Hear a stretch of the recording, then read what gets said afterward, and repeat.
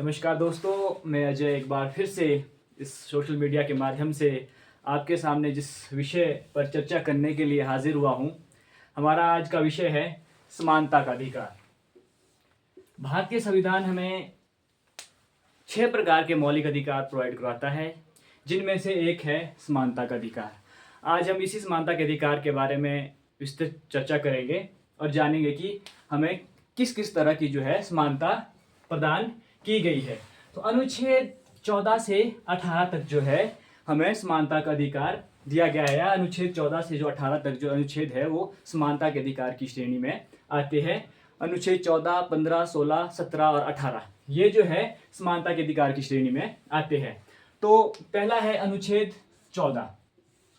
अनुच्छेद 14 है कानून के समक्ष समानता। इसका मतलब है कि सभी लोग जो है कानून के समक्ष जो है समान है, या जो सभी पर जो है भारतीय कानून जो है समान रूप से लागू होता है, चाहे वे व्यक्ति मंत्री पद पर हो या एक आम इंसान हो। सभी के लिए जो है भारतीय कानून जो है समान है और समान रूप से उन पर लागू होता है। हाँ, इसमें जो है एक अपवाद जरूर है। भारत के जो राष्ट्रपति और राज्यपाल जो है वो जो है इस अधिकार या इस अनुच्छेद से या इस अधिकार से थोड़ी सी स्वतंत्रता जरूर पाते हैं। उसकी जो है चर्चा हम अलग वीडियो में करेंगे, क्योंकि वो एक अलग से टॉपिक बन जाता है। आज हम बेसिक सी जानकारी यहाँ पे आपको देंगे। तो दूसरा है अनुच्छेद 15।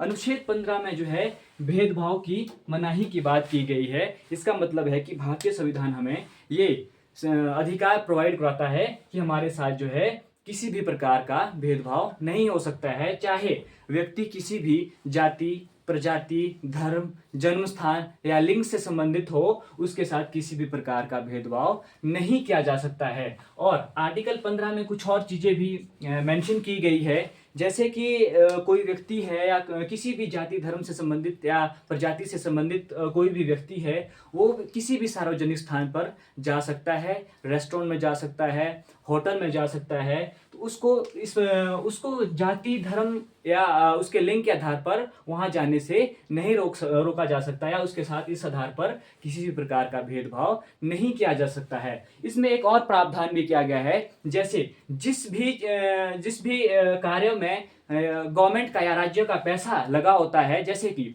यदि कोई कुआं है, कोई बावड़ी है, या किसी प्रकार का जो है या कोई पर्यटन स्थल है, सार्वजनिक पर्यटन स्थल है, वहाँ भी जो है हम वहाँ भी जाने से किसी भी व्यक्ति को नहीं रोका जा सकता है। ये भी जो है हमें प्रावधान आर्टिकल 15 में मिलता है। अगर आपके साथ इस तरह का कोई भेदभाव होता है तो आप न्यायालय की शरण में जा सकते हैं। न्यायालय जो है आपके अधिकारों की रक्षा करता है। इसमें एक चीज और है, भेदभाव की मनाही तो है, मतलब आपके साथ किसी भी प्रकार का भेदभाव नहीं किया जा सकता है, परंतु अनुच्छेद 15 में ही कुछ प्रावधान इस तरह के किए गए हैं, जैसे अगर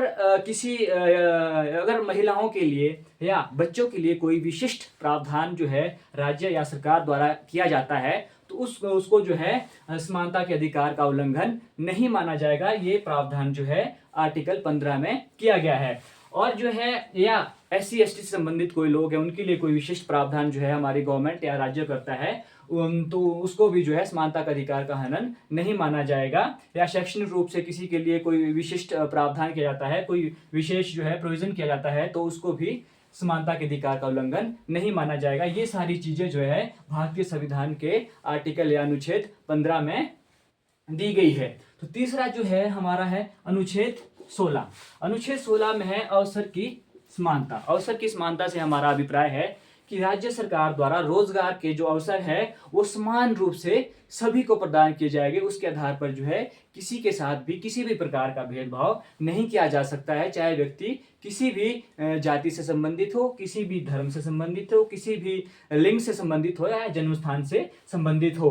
परंतु यहाँ हमें जो है अवसर की समानता देखने को मिलती है, परंतु फिर भी इसमें जो है आरक्षण का जो प्रावधान है वो भी इसी भारतीय संविधान के अनुच्छेद 16 में किया गया है। महिलाओं के लिए आरक्षण जो है, या SC ST के से संबंधित जो लोग हैं उनके लिए जो आरक्षण है वो भी इसी आर्टिकल में या अनुच्छेद में दिया गया है। और अभी 2019 में जो है लेटेस्ट जो भारतीय संविधान में एक संशोधन हुआ था, 103 संशोधन, वो जो है हमारे को जो है EWS करके, EWS जो मतलब जो आर्थिक रूप से जो कमजोर वर्ग है उनके लिए जो है आरक्षण का प्रावधान किया गया था। उनके लिए जो है 10% आरक्षण का प्रावधान जो है किया गया है। वो भी जो है हमें इसी आर्टिकल 16 में देखने को मिलता है।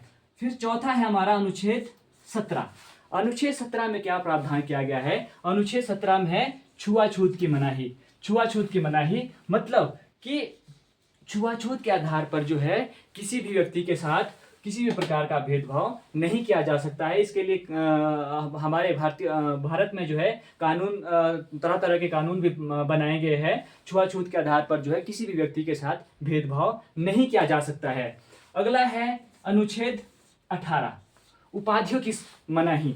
उपाधियाँ क्या होती है? भारत की आज़ादी से पहले या संविधान लागू होने से पहले जो है इस तरह की चीज़ें होती थी कि व्यक्तियों को उपाधियाँ दी जाती थी। महात्मा गांधी जी को भी उपाधियाँ दी गई है, सुभाष चंद्र बोस जी को उपाधियाँ दी गई है। उसी तरह की जो है उपाधियाँ कई लोगों को दी जाती थी। परंतु भारत का संविधान लागू होने के बाद जो है अनुच्छेद 18 में क्या प्रावधान किया गया कि उपाधियों की मनाही मतलब कि किसी भी प्रकार की उपाधि राज्य द्वारा नहीं दी जा सकती है, क्योंकि ये हमारे समानता के अधिकार का उल्लंघन करता है। क्योंकि किसी व्यक्ति को विशिष्ट दिखाया जाएगा और जो निचले तबके के लोग हैं, जो बाकी जो लोग हैं, वो जो है हम अपने जो है समानता के अधिकार का उल्लंघन मान सकते हैं या इस तरह की चीजें हो सकती है।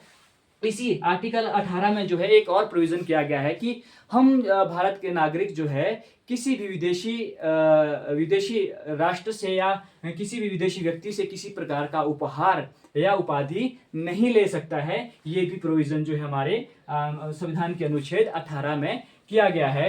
तो दोस्तों, ये था हमारा आज का विषय, समानता का अधिकार। आशा करता हूँ कि आप लोगों को ये मेरे द्वारा दी गई जानकारी अच्छी लगी होगी और इसी तरह की जो जानकारी हम आगे भी आपके सामने लाते रहेंगे। तो आशा करता हूँ कि आपको ये सारी चीज़ें अच्छी लगी होगी। धन्यवाद।